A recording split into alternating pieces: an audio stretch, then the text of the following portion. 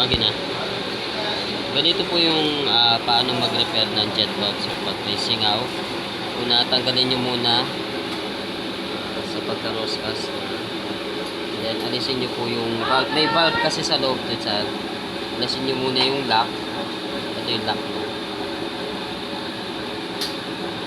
Then, may stopper po siya. Every time na alisin nyo po yung lock, sir, nakasuporta po kayo dito kasi pwedeng lumipad to kasi may spring sa loob. Then, alisin nyo po yung stopper. Ayan.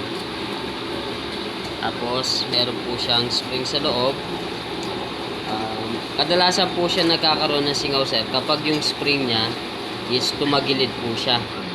O pumunta po siya dun sa gilid ng mismong valve niya. Tapos, ito yung valve natin, sir. Either meron po siyang dumi or may sira po yung o-ring niya dito, sir. Check nyo na lang po siya lagi. Kapag may dumi siya, sir, pwede nyo sprayan na lang or linisin na lang. And then, kapag okay na po, pwede nyo na ibalik. Tapos, i-check nyo din dito sa loob, sir, kung may dumi din po.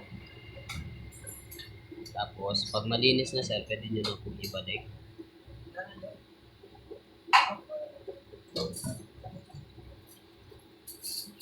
Tapos, make it sure po, laging naka-diretso po yung spring para hindi siya tumagilid, sir.